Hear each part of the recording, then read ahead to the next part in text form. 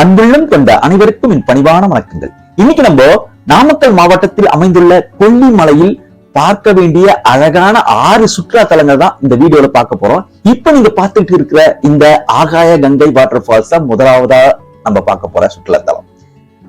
இரண்டாவது பாத்தீங்கன்னா அரப்பளீஸ்வரர் டெம்பிள். இது ஒரு சிவன் டெம்பிள். இது ஆகாய கங்கை வாட்டர் ஃபால்ஸ் பக்கத்திலே அமைஞ்சிருக்கு. இது ஒரு சிறப்பு வாய்ந்த ஒரு சுற்றுலா தலம் தான்.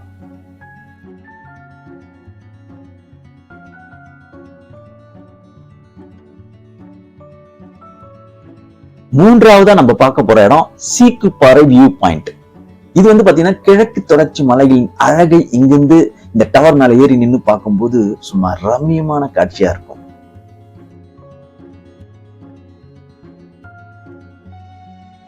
நான்காவது மாசிலா வாட்டர் ஃபால்ஸ்ங்க. அஞ்சாவத பார்க்க போறது எட்டுக்கை அம்மன் டெம்பிள். ரொம்ப விசேஷமான கோயில்னு சொல்றாங்க, பாருங்க.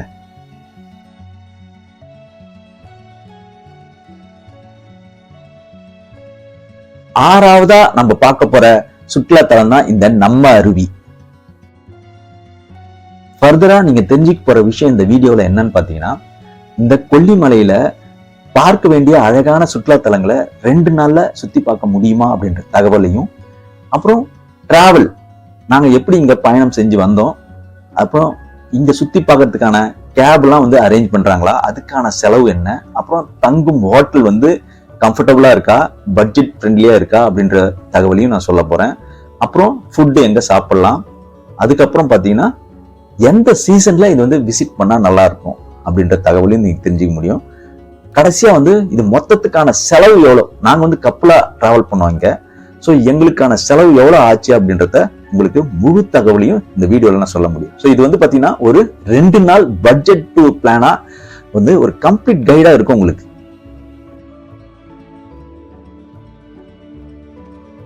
வாங்க நண்பர்களே, எங்க கூட வீடியோக்குள்ள பயணம் செய்யறதுக்கு முன்னாடி நாங்க பாத்தீங்கன்னா சென்னையில இருந்து போடி நாயக்கனூர் சூப்பர் ஃபாஸ்ட் எக்ஸ்பிரஸ் தான் பிடிச்சு காலையில 4 மணிக்கு நாமக்கலுக்கு சேர்ந்தோம். அந்த போடி நாயக்கனூர் சூப்பர் ஃபாஸ்ட் எக்ஸ்பிரஸ் பாத்தீங்கன்னா வீக்கெண்ட்ல விடுவாங்க, நைட் 10:30 மணிக்கு தான் கிளம்பும். ஓகேங்களா? ஏன் நான் 10:30 மணிக்கு சூஸ் பண்ணோம் அப்படின்னு பாத்தீங்கன்னா, அது 4.5 hours தான் டிராவல் டைமே. நீங்க அதுக்கு முன்னாடி டெய்லி பாலக்காடு எக்ஸ்பிரஸ் டெய்லி போகுது, அது பாத்தீங்கன்னா 9:30க்கு, அது இன்னும் ஏர்லியா வந்துருவோம்.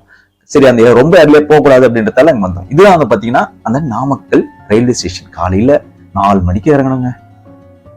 இதுதான் நாமக்கல் புது பஸ் ஸ்டாண்ட். இதுக்கு வர்றதுக்கு அங்கிருந்து ஆட்டோ ஃபேர் ஒரு 200 ரூபாய் வாங்கினாங்க எங்க 2 பேருக்கு. இந்த பஸ் ஸ்டாண்ட்ல நீங்க டீ காஃபி சாப்பிட்றதுனா சாப்பிட்டுருங்க, கூடவே ஏதாவது டிஃபன் கிடைச்சாலும் சாப்பிட்டுருங்க, பசிச்சா. ரெஸ்ட் ரூம் இருக்கு, எல்லாத்தையும் முடிச்சிட்டு இந்த பஸ்ல ஏறிடுங்க. என்ன கேட்டா பப்ளிக் டிரான்ஸ்போர்ட் தாங்க பெஸ்ட் இந்த மலை ஏறத்துக்கெல்லாம். காரணம் என்னன்னா, ஒரு சேஃபான டிராவலா இருக்கும், 2வது பட்ஜெட் ஃப்ரெண்ட்லியாவும் இருக்கும், 3வது நம்ம இயற்கை அழகை ரசிச்சுக்கிட்டே வரலாம் எந்த ஒரு பயமும் இல்லாம. காரணம் என்ன, எக்ஸ்பீரியன்ஸ் டிரைவர்ஸ் தான் இதுல இருப்பாங்க. அதுவும் நீங்க கேள்விப்பட்டிருப்பீங்க, இந்த கொல்லிமலையில 70 ஹேர்பின் பென்ஸ் இருக்கு. ஓகேங்களா? ஸோ அது கண்டிப்பா அனுபவம் வாய்ந்த ஒரு டிரைவரால தான் பக்காவா சேஃபா நம்மளை எடுத்து போய் மேல விட முடியும். இயற்கை அழகை தைரியமா நம்ம ரசிச்சுக்கிட்டே போகலாம். ஸோ சாப்பிட்டு இந்த பஸ்ல மலை ஏறினாலும் சரி, மலை இறங்கினாலும் சரி, வாமிட் சென்சேஷன் வர்றதுக்கான வாய்ப்பு இருக்கு முதல் முறையா இருந்தா. இந்த பஸ்ல பாத்தீங்கன்னா டிக்கெட் ஃபேர் பாத்தீங்கன்னா ஜென்ஸுக்கு 44 ரூபான்னு சார்ஜ் பண்றாங்க, லேடிஸ்க்கு 39 ரூபாய் சார்ஜ் பண்றாங்க. இந்த கொல்லிமலை, அதாவது கொல்லி ஹில்ஸ் அப்படின்னு சொல்றோம் இல்லையா, இது இந்தியாவின் தெற்கு பகுதியில் உள்ள தமிழ்நாட்டின் நடுப்பகுதியில் நாமக்கல் மாவட்டத்தில் கொல்லிமலை வட்டம் மற்றும் கொல்லிமலை ஊராட்சி ஒன்றியத்தின் நிர்வாக தலைமையிட நகரமும் ஆகும். இது ஒரு சிறிய மலைத்தொடராகும். 1000 முதல் 1300 மீட்டர் உயரம் உள்ள இம்மலை தொடர்ச்சி 280 சதுர கிலோமீட்டர் பரப்பளவை கொண்டது.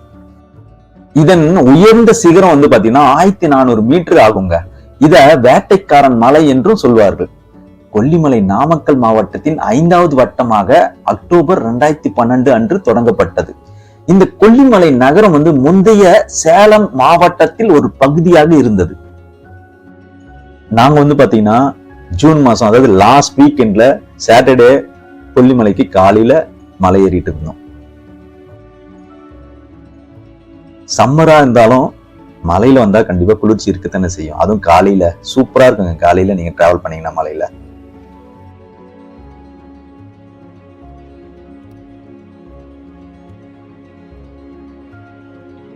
ரம்மியமான காட்சி இல்ல.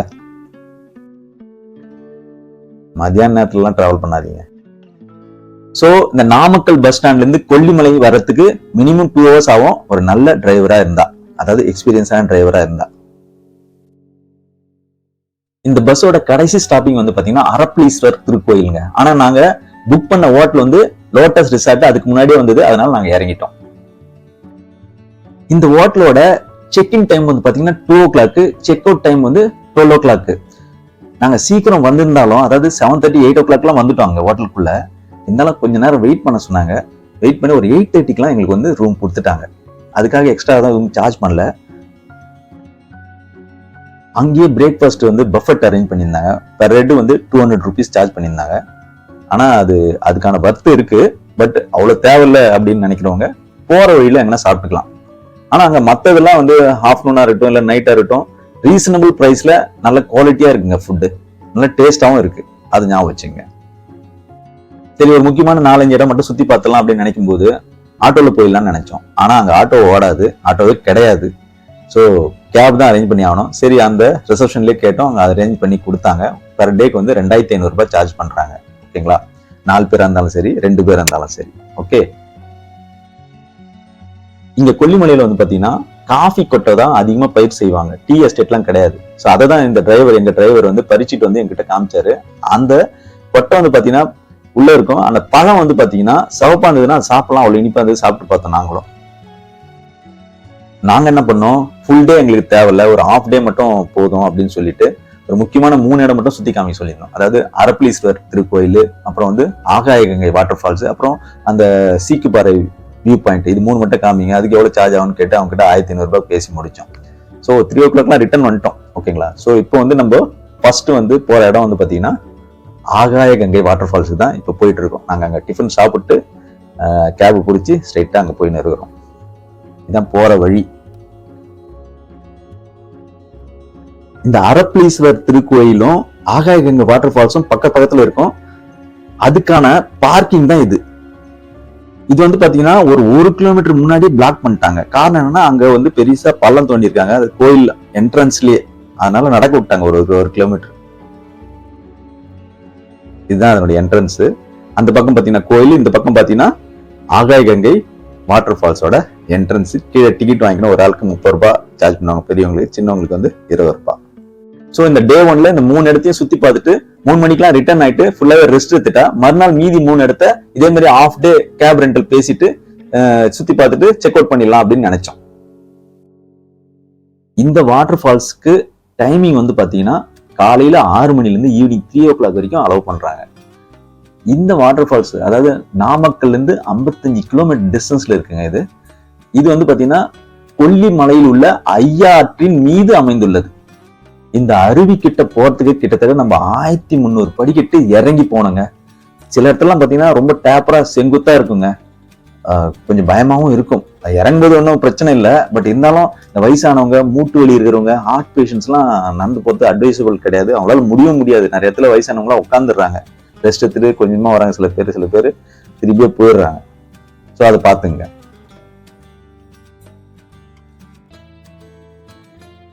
ஸோ இது வந்து பாத்தீங்கன்னா ஒரு காட்டுக்குள்ள ட்ரெக்கிங் போற மாதிரி இருக்குங்க. நல்ல அனுபவமா இருக்கும், சூப்பரா இருக்கும். ஆனா காலுக்கு வந்து நல்ல கிரிப்பான ஷூவோ செப்பலோ நல்லா இருக்கணும், அது பாத்துங்க. மழை காலத்துல ரொம்ப கஷ்டமா இருக்கும், ஸ்லிப் ஆகும். பாருங்க, இப்பவே பாருங்க எப்படி டேப்பரா இருக்கு பாருங்க. இன்னொன்னு சொல்ல மறந்துட்டேன், கீழே இறங்க இறங்க காலு கொஞ்சம் உதற ஆரம்பிக்குங்க. காலு நல்லா ஊன்றி வைக்க முடியாதுங்க அந்த பாதத்தை. அது மாதிரி ஃபீலிங்லாம் வந்துடும் கீழே போகும்போது. ஆனா அதெல்லாம் பரவாயில்லைங்க, இறங்கிட்டோங்க. ஆனா ஏறும்போது ரொம்ப கஷ்டங்க, மூச்சு வாங்கிச்சுங்க. அங்கங்க நின்று உட்காந்து ஏறத்துக்குள்ள ஒரு வழி ஆயிட்டோம், எப்படா வந்து சேரும் மேல அப்படின்னு ஆயிடுச்சு. ஆனா எவ்வளவு கஷ்டப்பட்டாலும் அந்த அருவி கிட்ட போகும்போது இது எல்லாத்தையும் நம்ம மறந்துடுவோம். அது பயங்கரமான ஒரு சந்தோஷத்தை கொடுக்கும். இந்த உலகத்துல இருக்கிற எல்லா கஷ்டத்தையும் நம்ம மறந்து சந்தோஷமா இருப்போம். அருவி கிட்ட வந்துட்டோம். ஆனா இதுக்கப்புறம் நடக்கிறது இன்னொரு கஷ்டம் என்னன்னா, கல்லுக்கெல்லாம் இருக்கு பாருங்க, பாறைங்க, துண்டு பாறைங்க, அது மேலதான் அந்த கால் வச்சு நடக்கணும். வயசானவங்க, லேடிஸ்லாம் கொஞ்சம் கஷ்டப்படுவாங்க நடக்கிறதுக்கு. கூட ஒரு ஆள் பிடிச்சின்னு தான் போகணும், வேற வழி இல்லை அங்க போறதுக்கு. இந்த மலையோட உயரம் வந்து பாத்தீங்கன்னா 2000 மீட்டர்னு சொல்றாங்க. இந்த ஃபால்ஸ் ஊத்துதுல இது வந்து பாத்தீங்கன்னா 300 அடின்னு கூட சொல்லலாம்.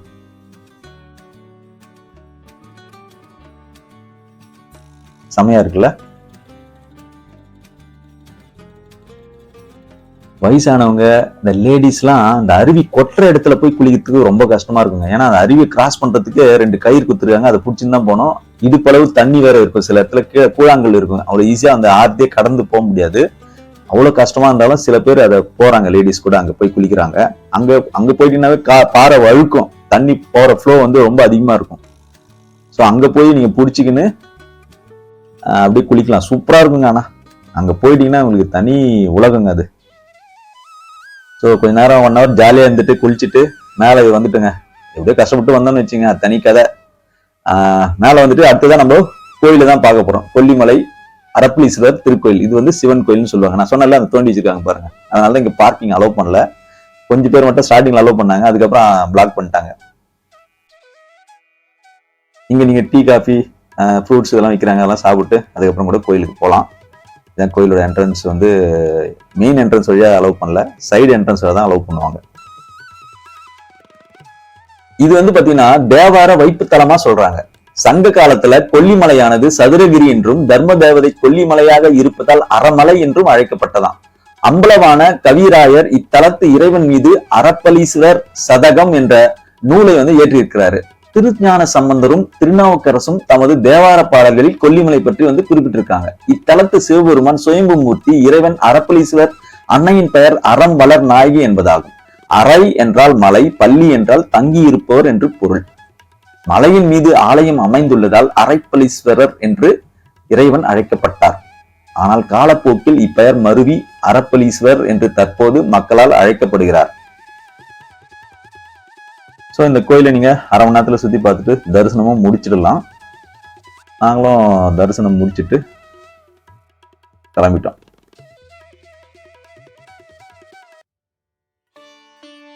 அடுத்தது நம்ம பார்க்க போற இடம் வந்து பாத்தீங்கன்னா சீக்குப்பாறை வியூ பாயிண்ட்டுங்க. இதுதாங்க அதனுடைய என்ட்ரன்ஸ். சும்மா அழகா ரம்யமா இருக்குங்க. இந்த கிழக்கு தொடர்ச்சி மலையை பார்க்கும்போது வெளியிலிருந்தும் பார்த்துக்கலாம், உள்ள போய் டவர் மேல ஏறியும் பார்க்கலாம். அதுக்கான என்ட்ரன்ஸ் டிக்கெட் இந்த என்ட்ரன்ஸ் லெஃப்ட்லயே இருக்கு பாருங்க. ஆளுக்கு 30 ரூபா ஆறாங்க, பெரியவங்களுக்கு, சின்னவங்களுக்கு 20 ரூபாய். இதுதான் அது. உள்ள போனீங்கன்னா மேலே ஏறி போனோம், கொஞ்சம் தூரம் தான், ஜஸ்ட் ஒரு 5 minutes தான் ஆகும். மேலே போயிடலாம். மேலே இதுதான் மேலே. டாப்ல இருந்து நீங்க இந்த வியூஸை பார்க்க முடியும். இது பழைய டவரும் இருக்கு, புது டவரும் பக்கத்துல இருக்கு. ஸோ இங்கிருந்து நீங்க மொத்த ஊரின் அழகை வந்து நீங்க பார்க்க முடியும். அழகிய அந்த மலைத்தொடர்கள் மற்றும் பசுமையான பள்ளத்தாக்கு காட்சிகள் நம்மளை வந்து அப்படியே மெய் மறக்க செய்யும். அந்த பெரிய டவர்.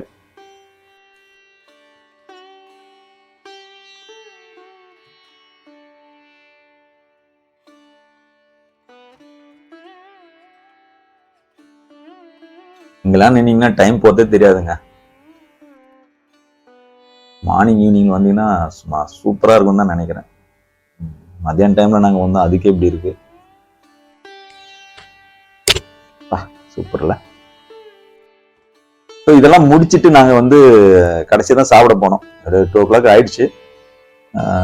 சாப்பாடு வந்து நாங்கள் செம்மேடு இருக்க ஒரு ஏரியா, அது வந்து நல்ல ஒரு டெவலப்டு ஏரியா, நிறைய வீடுங்கள்லாம் இருக்குது, ரெசிடென்ஷியல் ஏரியாவும் இருக்குது, பக்கத்துலேயே மார்க்கெட் எல்லாமே இருக்குது, நல்ல ஹோட்டல்ஸ் இருக்குது, வீட்லேயே செஞ்சு கொடுக்குற ஒரு மெஸ்ஸு இருக்குது. அங்கே போய் நாங்கள் சாப்பிட்டோம். ரவி மெஸ்ஸுன்னு ஒன்று இருக்குது, அங்கே தான் நாங்கள் சாப்பிட்டோம். சூப்பராக இருந்தது. வீட்டில் செஞ்சு சாப்பாடு குழம்பு மாதிரி இருந்தது.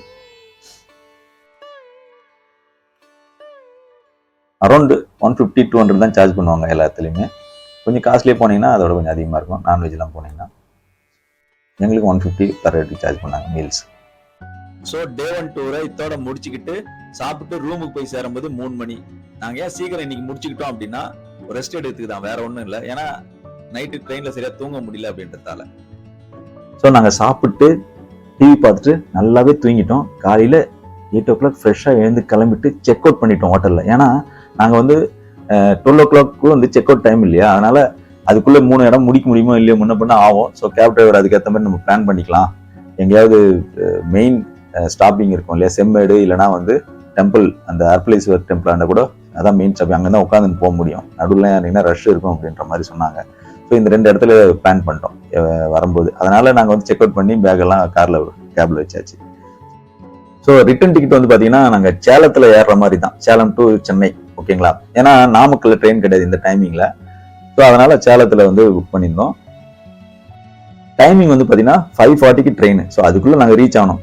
இந்த இப்போ நாமக்கல்னா 2 hours டிராவல் டைம் கொல்லிமலையில இருந்து. ஆனா சேலம்னா 3 hours 3.5 hours ஆகும்னு சொன்னாங்க. ஸோ நாங்க 1 o'clock கரெக்டா கிளம்பிட்டா தான் கரெக்டா இருக்கும் பஸ்ல போட்டா தான். ஓகே, ஸோ அதுதான் பிளான். ஸோ ஃபர்ஸ்ட் இப்போ இன்னைக்கு காலையில நம்ம பார்க்க வேண்டிய இடம் வந்து பாத்தீங்கன்னா மாசிலா அருவி தான் பாக்குற பிளான். இதுதான் அதுக்கான என்ட்ரன்ஸ். ஓகேங்களா, இதுக்கான என்ட்ரன்ஸ் டிக்கெட் பெரியவங்களுக்கு 30 ரூபா, சின்னவங்களுக்கு வந்து 10 ரூபா வாங்குறாங்க. ஆனா அந்த ரோடு இருக்குல்ல பாருங்களேன், ரோடு எவ்வளவு மோசமா இருக்கும் தெரியுங்களா. சில ஏரியாலாம் தமிழ்நாடு டூரிசம் வந்து அந்த ஃபால்ஸ்ல எல்லாம் இது போட்டிருக்காங்க படிக்கட்டு. அதே மாதிரி 8 கை அம்மன் கோயில்ல கூட அந்த படிக்கட்டுலாம் கட்டியிருக்காங்க.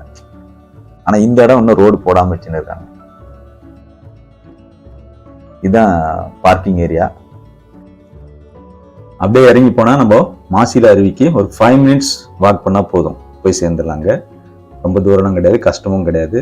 நீங்க லெஃப்ட்ல பாக்குறீங்களா, இது வந்து குழி பண்ணி ஆரம்பிப்பாங்க. 20 ரூபா 30 ரூபா தான் சொல்லுவாங்க ஒரு பிளேட்டு. சூப்பரா இருக்கும், சாப்பிட்டு கூட கார சட்னி கொடுப்பாங்க. அப்புறம் நீங்க போற வழியெல்லாம் பாத்தீங்கன்னா பைனாப்பிள், பலாப்பழம், இன்னும் இங்க என்னென்ன விளைவிக்கிறாங்களோ அது எல்லாமே விற்பாங்க பப்பாளில இருந்து. ஸோ அதை சாப்பிடுறதுனால சாப்பிட்டு அப்படியே நடந்து போனீங்கன்னா அருவி வந்துடும். இதுவும் ஒரு காட்டுக்குள்ள நடக்கிற மாதிரி தான் இருக்கும்.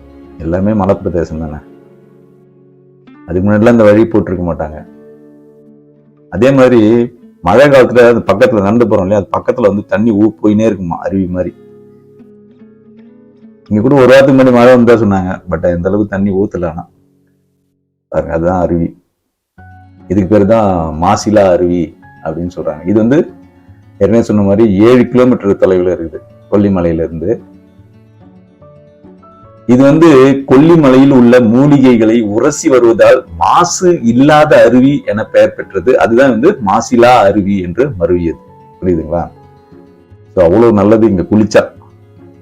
ஆனா தண்ணி தான் அதிகமா வரல நாங்க போகும்போது. இங்க மூலிகை எண்ணெய்களை பயன்படுத்தி வந்து ஆயில் மசாஜ் எல்லாம் செஞ்சு தரதா சொல்றாங்க. பட் நாங்க அதை கேட்கல யார்கிட்டயும், பட் கேள்விப்பட்டேன். ஆனா மழை காலத்துல வாங்க, இங்க சூப்பரா இருக்கும். இன்னொன்னு சொல்ல மறந்துட்டேன், இங்க முடவாட்டுக்கால் சூப் சாப்பிடுங்க, அருமையா அட்டகாசமா இருக்குங்க. டேஸ்ட் அது என்னன்னு தெரியல. சென்னையில கூட நிறைய இடத்துல விற்கிறாங்க, ஆனா அந்த டேஸ்ட் வரல. 20 ரூபாய் தான் சொன்னாங்க. எல்லா இடத்துலயும் விற்கிது இது. என்ன அங்கிருந்து கூட கிழங்கு வாங்கிட்டு வந்து நீங்க இங்க சாப்பிடலாம் வீட்டுல செஞ்சு. ஸோ வந்ததுக்காக ஒரு குளியல் போட்டு அங்கிருந்து கிளம்பிட்டோங்க. மேக்சிமம் 1 hour ஸ்பெண்ட் பண்ணிப்போம்னு நினைக்கிறேன்.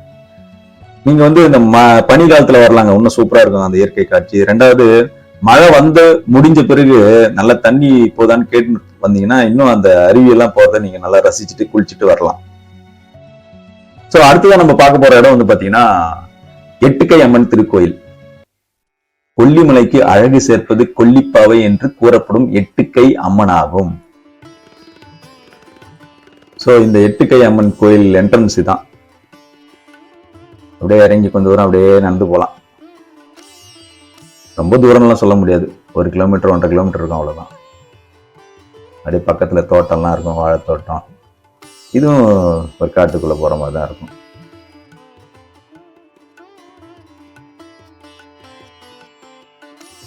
கொல்லிமலைன்னு சொன்னாவே பழைய காலத்து ஆளுங்கெல்லாம் சொல்லுவாங்க நிறைய அதிசயங்களும் மர்மங்களும் இருக்கும் அப்படின்னு. இந்த கோயிலுக்கும் நிறைய கதை இருக்குங்க. பாத்தீங்கன்னா கொல்லிமலைக்கு வந்து அசுரர்களின் வருகையை தடுத்து நிறுத்த மாயன் என்னும் தெய்வ சிற்பி உருவாக்கிய அழகிய பாவை தான் 8 கை அம்மன் ஆகும். இவருக்கு தான் இந்த கொல்லிப்பாவை என்ற பெயரும் உண்டு. இந்த 8 கை அம்மனோட இன்னொரு பேர் வந்து கொல்லிப்பாவை. பல நூற்றாண்டுகளுக்கு முன் சதுரகிரியில் வாழ்ந்த சித்தர்கள் பல மலைகளை தாண்டி கொல்லிமலையே வந்திருக்காங்க. கொல்லிமலை ஒரு அடர்ந்த வனப்பகுதியாக இருந்த காரணத்தினால் மேல்கலிங்கப்பட்டி என்ற இடத்தில் உள்ள ஒரு பாறையின் மீது அமர்ந்து தவம் செய்ய தொடங்கினர். அங்கே ஏற்கனவே இருந்த அசுரர்களும் மிருகங்களும் சித்தர்களை தொந்தரவு செய்தனர். அதை தடுக்கவே ஒரு அம்மனை உருவாக்கினார்கள். அதுவே 8 கை பாவை அம்மன் ஆவார். இவ்வளவு கதை இருக்குங்க இதுக்கு. அசுரர்கள் சித்தர்களை தொல்லை செய்யும் போது அவர்களை 8 கை பாவை வதம் செய்தார். காலப்போக்கில் அந்த சிலை அதே இடத்தில் மண்ணில் புதைந்து விட்டது. அங்கிருக்கும் மக்கள் ஆடு மாடுகளை மேய்க்க செல்லும் போது மாடுகள் ஒரு இடத்தை பார்த்து மிரண்டு ஓடுவதை கவனிக்கிறார்கள். எனவே அங்கே தோண்டி பார்க்க எட்டுக்கை அம்மன் சிலை அங்கே இருந்தது. அங்கேயே சிறிதாக கோவில் அமைத்து மக்கள் அம்மனை வழிபட ஆரம்பித்தனர். இச்சிலைக்கு 8 கை உள்ளதால் 8 கை அம்மன் என்று பெயர் பெற்றது. பொதுவாக அமாவாசை பௌர்ணமி சமயத்துல தான் இந்த கோயிலுக்கு கூட்டம் அதிகமா வரும். குழந்தைகள் வர வேண்டி அதிகமாக பக்தர்களே அம்மனை இங்க காண வருகிறார்கள். இங்குள்ள சூளத்தில் பாத்தீங்கன்னா தெரியும் பாருங்க, சைடுல நிறைய குத்தி வச்சிருக்காங்களா. காகிதத்தில் அல்லது உலோக தகட்டில் வேண்டுதல்களை எல்லாம் எழுதி கட்டிவிட வேண்டுதல்கள் வெகு சீக்கிரத்தில் நிறைவேறும் என்ற நம்பிக்கை இங்க இருக்கு. பாருங்க எவ்வளவு பக்தர்கள் அவங்களுடைய வேண்டுதல் எல்லாம் சைட்ல கட்டி விட்டுருக்காங்க சூளத்துல. நாங்களும் அதை பார்த்துட்டு தரிசனம் முடிச்சுட்டு ஒரு 45 மினிட்ஸ் தான் இருந்திருப்போம். அப்புறம் கிளம்பிட்டோங்க. அடுத்ததான் நம்ம போக போற டூரிஸ்ட் பிளேஸ் வந்து பாத்தீங்கன்னா நம்ம அருவிங்க. இது வந்து அதிகமா யாரும் சொல்லியிருக்க மாட்டாங்கன்னு தான் நான் நினைக்கிறேன். ஏன்னா எனக்கு வந்து கேப் டிரைவர் தான் சொன்னாரு. நம்ம கூகுள்ல சர்ச் பண்ணா இந்த அருவி வந்து அவ்வளவு சீக்கிரத்துல வர மாட்டேன், தெரிஞ்ச பிறகு சர்ச் பண்ணாதான் வருது. அரப்பளீஸ்வரர் கோயில்ல இருந்து கிட்டத்தட்ட 12 கிலோமீட்டர் தூரத்துல இது இருக்குங்க. இதான் அந்த இடம். கீழே இறங்கி போனோம். இது மேல் பக்கம் நம்ம வண்டி அங்க பார்க்கிங் பண்றதுக்கு இது ஓப்பன் பிளேஸ் மாதிரி தான். தனியா இதுக்கெல்லாம் வந்து பார்க்கிங் ஏரியான்னு கிடையாது. அது ஓரத்தில் அப்படியே விட்டுறாங்க.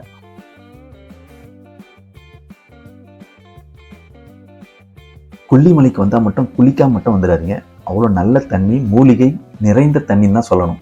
இங்க வந்து அகத்தியர், திருமூலர், போகர் உள்ளிட்ட 18 சித்தர்கள் வாழ்ந்ததாக சொல்லப்படுகிறது. அதனால்தான் நிறைய குகைகள்லாம் இருக்கு, சித்தர்கள் வாழ்ந்த குகை. இங்க இதாங்க அந்த என்ட்ரன்ஸ். இப்படிதான் இறங்கி போனாங்க டிக்கெட் வாங்கிட்டு. இல்ல நீங்க மேல இருந்தே அழகா ரசிச்சுட்டு அப்படியே போட்டோ ஷூட் பண்ணிட்டு வரதுனால வரலாம். அந்த ஒட்டி இருக்கு இல்லையா, அதை நடந்து போடுற இடம். கொல்லிமலை வந்து கடையேழு வள்ளல்களில் ஒருவரான வல்வில் ஓரி ஆண்டதாக சொல்லப்படுகிறது. மேலேருந்து பார்த்தீங்கன்னாவே செம அழகாக ரசிச்சுட்டு வரலாங்க. நான் கிட்ட போய் பார்க்கல, ஏன்னா டைம் ஆயிடுச்சுன்னு கிளம்பிட்டோம். 12 மணி ஆயிடுச்சு. சரி கீழே போய் வர்றது என்ன இருக்கு, குளிக்க போகிறதில்ல அப்படின்னு முடிவு பண்ணிட்டோம். சூப்பராக இருக்குங்க, அதில் எந்த ஒரு சந்தேகமும் இல்லை. இன்னும் பனி காலத்துலாம் எப்படி இருக்குன்னு பாருங்க, காட்சி அப்படியே ரம்யமாக இருக்கும். கடைசியாக நாங்கள் வந்த இடம் சோளக்காடுங்க. இது டூரிஸ்ட் பிளேஸ் கிடையாது. ஆனால் இந்த டூருக்கு வந்தவங்க, அதாவது கொல்லிமலைக்கு வந்தவங்க இங்க வராம போக மாட்டாங்க. காரணம் என்ன, வீட்டுக்கு தேவையான சுத்தமான தானியங்களை இங்க வாங்கிட்டு போவாங்க. கூட பழங்களுக்கும் வாங்கிட்டு போவாங்க. பழங்கள்னும் போது கார் இருந்ததுன்னா கண்டிப்பா பலாப்பழம் வாங்காம போக மாட்டாங்க. ஸோ கார் இல்லாதவங்க பலாக்கொட்டையாவது வாங்கிக்கோங்க. பலாப்பழம் வாங்கி சாப்பிட்டு பாருங்க, அவ்வளோ இனிப்பா இருக்கும். பைனாப்பிள் வாங்கிக்கலாம். நீங்க மலை வாழை, தேன் வாழைன்னு சொல்லுவாங்க, அதையும் நீங்க வாங்கி யூஸ் பண்ணலாம். தானியங்கள் வாங்கிக்கோங்க, வீட்டுக்கு தேவை. மிளகு வந்து இங்கதான் உற்பத்தி பண்றாங்க, அதையும் நீங்க வாங்கிக்கோங்க. ஸோ அதெல்லாம் நீங்க வாங்கிக்கலாம். கடைசியா ஒண்ணு சொல்ல வந்துட்டேன். இங்க வந்து டோட்டலா எங்களுக்கு ஆன செலவு 2 பேருக்கு வந்து பாத்தீங்கன்னா 10,000க்குள்ளே முடிஞ்சிச்சு. முக்கியமா கேபுக்கே ஒரு 3,000 ஆச்சுங்க. ஹோட்டலுக்கு ஒரு 3,200.